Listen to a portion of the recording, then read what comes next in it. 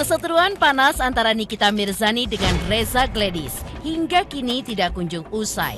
Alih-alih menemukan titik terang, sudah 3 kali melakukan sidang mediasi.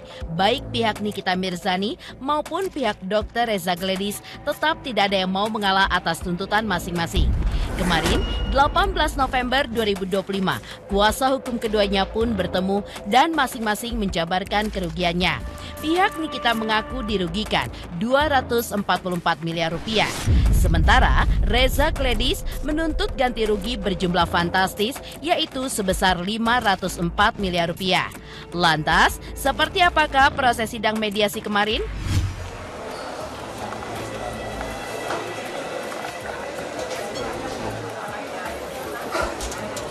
Kita sudah menyelesaikan proses mediasi dengan agenda hari ini adalah jawaban yang disampaikan oleh para tergugat terhadap proposal penggugat yang sudah kami sampaikan minggu lalu, menolak ya proposal yang diajukan oleh para penggugat yaitu 200 miliar ya. Nah, kemudian mereka juga mendalilkan di dalam jawaban itu berdasarkan putusan 362 dan putusan 363 ya. Nah, terus kemudian di poin terakhir juga disampaikan ada menurut mereka kerugian 4 miliar ditambah 500 miliar ya. Kami jawab secara tegas dari klien kami bahwa kami menanggapi proposal pihak penggugat, kami menanggapinya nilai yang kami tanggapi, kami mengajukan kerugian kami 504 M. 4M itu adalah kerugian akibat pemerasan, 500 imaterial. Apapun jawaban mereka, ya itu hak mereka sebagai tergugat ya, dan itu hak mereka. Tapi tadi ditanyakan apa tanggapannya? Tanggapan saya adalah begini. Ini kan kita harus mengerti hukum acara ya, sesuai dengan Permasa 1 2016 ya, bahwa kita tidak bicara namanya pokok perkara, kita bicara namanya identifikasi masalah, terus kemudian bicara solusi dalam proses mediasi. Kalau kita mau baca baik-baik putusan 362 dan putusan 363 itu kan jelas uang 4 miliar itu kemana? Ya itu kan dalam penyitaan. Kerugian yang ditimbulkan itu adalah harus kerugian material, bukan kerugian imaterial.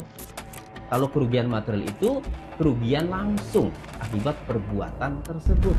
Kalau kerugian langsungnya itu tidak ada, maka saya memprediksi gugatan perbuatan melawan hukum Nikita Mirzani terhadap Reza Gladys ditolak. Begitu juga Reza Gladys yang menuntut balik dengan gugatan rekonvensi misalnya.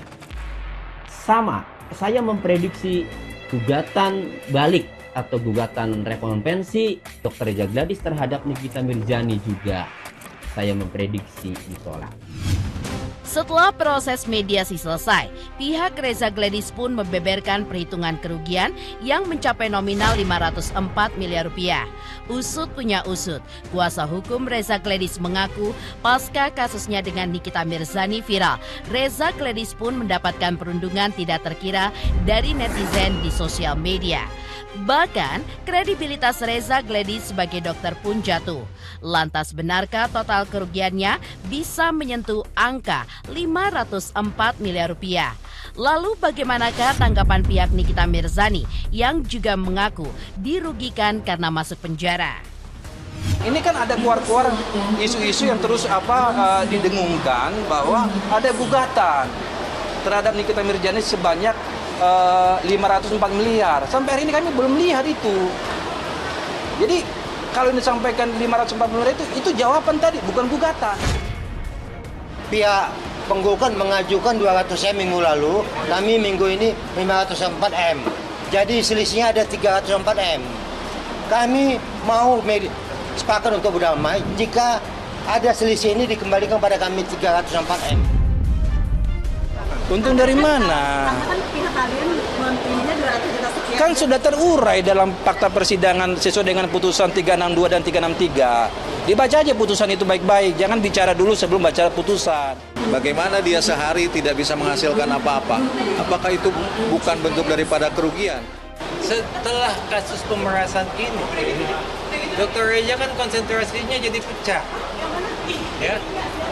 Sangat sedikit dia konsentrasi kepada bisnisnya. Kerugiannya sangat banyak akibat dibully, kredibilitasnya jatuh. Berarti optimis untuk bebas dari penjara ya kan ini? Ya harus, karena kan memang nggak ngelakuin.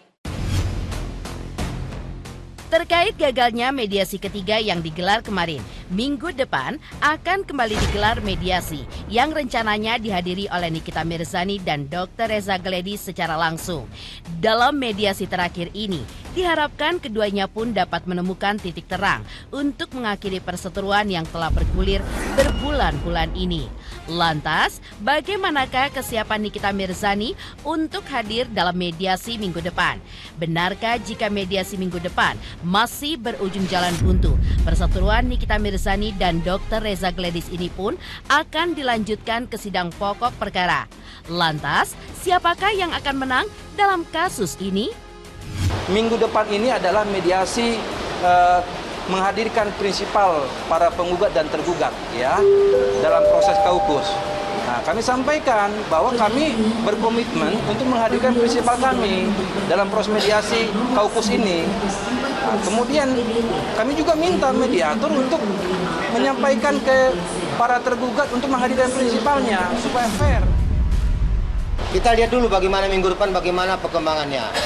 Kami yakin kalau pihak penggugat Nikita dan Mayor datang hadir pada minggu depan, mungkin yang 304M ini dikabulkan, dikembalikan untuk kami. Prinsipal kami, walaupun sebenarnya pengurusan administrasi kan ribet, kami harus mengajukan namanya permohonan ke Pengadilan Tinggi agar Nikita Mirzani bisa dihadirkan dalam proses mediasi. Tapi kami berkomitmen menghormati namanya Perma 1 2016 tentang proses mediasi di pengadilan. Prinsipal wajib hadir dan kami pastikan prinsipal kami akan hadir. Sampai mediasi ketiga, mediasi masih belum berhasil. Apakah mediasi akan berhasil? Menurut saya tidak mungkin berhasil mediasi. Tidak mungkin ada titik temu. Kenapa? Karena masing-masing mengajukan tuntutan yang sangat besar, di mana keduanya juga masing-masing merasa dirugikan.